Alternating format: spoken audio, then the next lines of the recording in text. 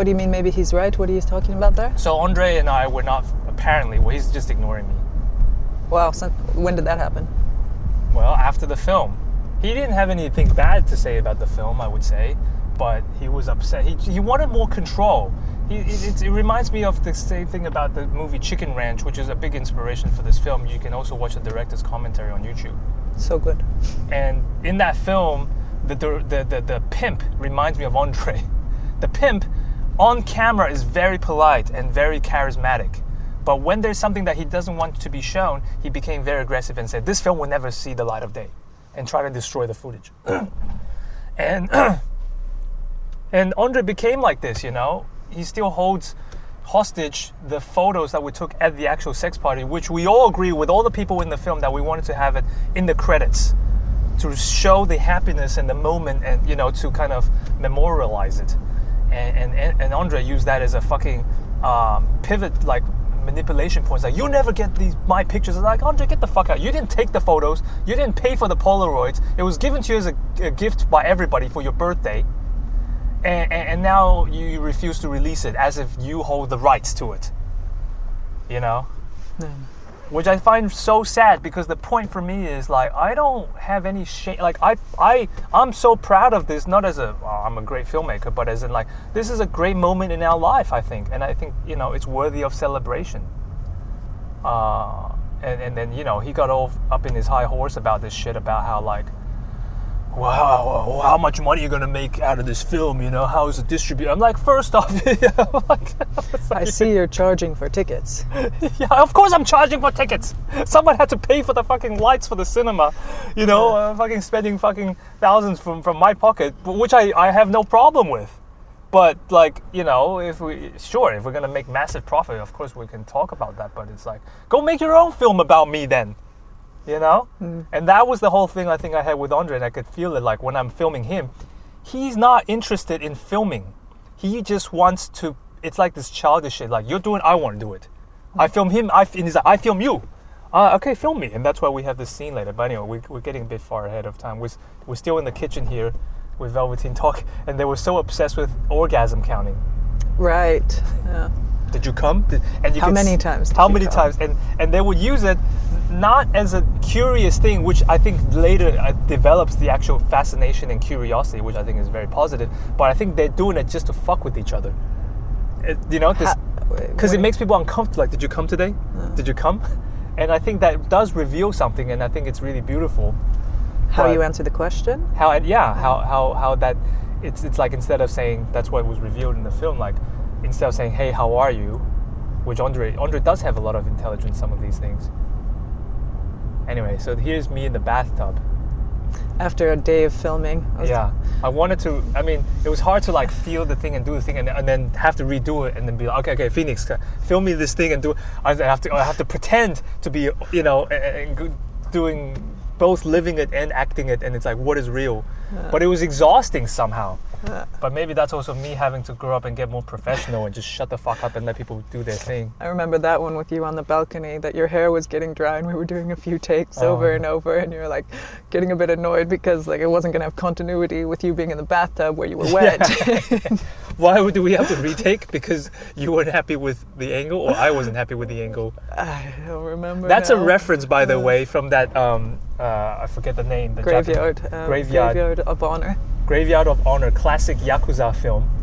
And I thought it's funny because that guy was just taking a bunch of heroin and fucked up in the bathtub. and then, it's like a kind of just a replica, kind of nod to that great piece of cinema. Not to say we were taking heroin, guys. I don't condone drug taking, obviously. But I think it's funny to just, it's exhausting, and but at the same time hilarious. I think it was exhausting for everybody a little bit. It's kind of stressful. But I think that's the transition of humanity, like, as we move more into the metaverse. And now, you know, we're all filming ourselves constantly. And I think our millennials are really this in-between generation. I think Gen Zs and later people who were just born into the fucking matrix, you don't even fucking notice. But I think for us, we all remember a time of our lives with, like, this, and we still consider for me, it's like, you know, the nerds against jocks. And you don't want to be that nerd kid that's always on the computer and you're not getting laid because you're a fucking nerd. This is totally an Australian thing too. That's an Australian thing. But I think people here feel a little bit of that. You want to be a try-hard, right? Yeah. I mean, you want to be that sporty kid. You don't want to be the Fortnite kid. Well, I don't know. This is my own fucking shame bullshit. Anyway, this is Fabian's van, and I go see him, and it's I think I'm really inspired by him being so honest. And it's not that he doesn't know about shame, and he knows what he's saying. In fact, he was really scared. And I don't know if it's Andrei making him more scared. And he's like, I don't want my full name. You mean at the time he was scared or after? Or? Both. I think he got more scared over time, but also not scared.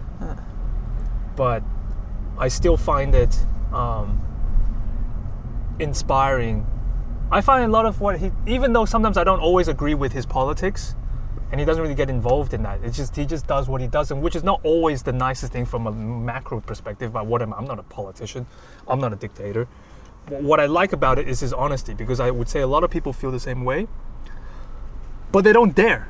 It's not that they don't agree. They don't dare to voice their opinion. And sure, Fabian could have a bit more empathy and understanding for things, and I think he slowly does. And he even honest with that, he would say as he hangs out with me more, and I think this is what. So what was a beautiful thing that Fabian said here is that hanging out with me, he's starting to see my perspective also as an Asian man, experience and racism, and the beautiful honesty was that he said he starts to understand, he's starting to hate it. And I think that's so great, because I would say my experience with this, with some of white people I know, let's say with Thomas, is that I would say a lot of people feel it. Like yesterday I was talking to Audrey, a little background. Audrey is an ex-girlfriend, and she's a white woman living in Beijing, and I was an Asian man living in Asia. And I was basically the hegemon people. I was the hegemonic crowd. And I was like, people racist against you, racist against us being a mixed couple? No, come on, you're just being like whatever. That's denial. And now there's the opposite side. And it's like, it's the thing of coming out of naivety, out of childhood, because as a child you believe in Disney fantasies that people aren't racist, people aren't hateful, people aren't all this crap, and then you discover that they are. And then here's the question: can you handle it? Can you accept that you're not that great? Can you accept that this society is not a fucking Disneyland, and that there is suffering, there are all this shit and violence that is pushed upon on people? And what I think is great about Fabian is that he's able to admit it. He says, wow, like I would go hang out with him in Bavaria and he wouldn't deny it. And that's why I find it really enjoyable and tolerable to hang out, because if I hang out with Thomas or other quote unquote nice liberal fucking people, and I tell them my experience of racism. I used to do this, I didn't do it that hard with Audrey when she told me about racist experiences. I was like, oh, come off it, Audrey. Maybe you have to think about yourself, like maybe you're being such a bitch and maybe you have PMS and you're just such a pain in the... Now I see like, oh no, yeah, they were totally racist. And it's hard to take in. It's not that you're racist, but it's also to admit that you live in a racist system, and maybe you have done it sometimes and you're not aware. I mean, racism, I would say a lot of times is coming from a place of fear and unawareness, but then the denial of that is the next layer of frustration, because and the next level of perpetuation. The next level of perpetuation, and it's like we'll never fucking figure this out if we're just constantly in denial and helping and gaslighting people and furthering denial. Whereas Fabian, on the other hand, which seems to be like a redneck, racist, whatever cliche, actually can handle it, because he doesn't believe himself to be nice and liberal. He doesn't give a fuck. And so when I go hang out with him and we experience racism, he's laughing his ass off. And I feel good, because he's not denying it. He's like, oh my god, that bitch was so racist. Let's do it again. Let's go to another cafe and you ask for the Wi-Fi password again and let them to reject you, and then I'll ask the Wi-Fi password and they'll give it to me, and let's laugh and like, oh yeah, that's hilarious. Which I find actually so relieving. Anyway, here's me driving night after night, going my commute. So in case the tax office demands that to know if I'm really driving around for work purposes. Here's your log. Here's my log. Yeah, they need this fucking logbook that I never do. I like the scene where I think I was talking about men and stuff, and there was this is so subtle, but there's there's a taxi driver and a man, right? Cis white man. What is a cis white man, right? Here's a cis white man. You know, there are so much workers in the world who are, you know, garbage collectors, taxi drivers, truck drivers, right? So-called cis white men that are completely invisible to the world. And then at the same time, we're starting to point fingers because fuck Harvey Weinstein, and so fuck every white man, well, fuck every man, and all this kind of hate. And it's just like the guy, like, you know, if you get to go and study politics, philosophy, and theory, right, and then realize all these things, but then it's like, if you just got some job and you don't have time to think, and you're just trying to fucking survive and do some crap job, like, you know, like these whole like riots with the truck drivers and with the COVID thing, and like I really understand. Like I might not agree, or it's not even agreeing or disagreeing. I just think, what are they supposed to do? Yeah, it has a lot more to do with assets than it does with genitals and color. Yeah, and this whole cis white man accusation bullshit, you know. Actually, Fabian was really afraid that he used the word feminazi, which I think I fucking installed in his mind. The official thing is actually feminazi.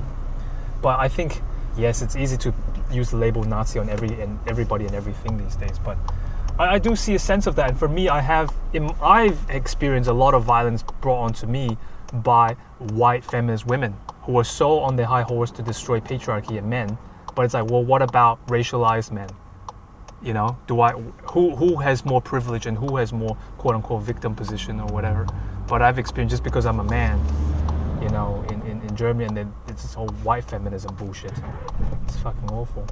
Anyway, this is not what it's about. So yeah, okay, we're still at this scene talking on and on in the van. The van, yeah, broke down, but he's in Portugal now repairing it. No, well, yeah, he drove it to Portugal, and on the way there, because I think it already had like 5,000 or 800,000 miles or some shit, and then the engine broke down as he got there. But he's fixed it already. It's Raul's van that is broken down, and he doesn't really have money because he's dealing with his crypto assets, and he's more stationary.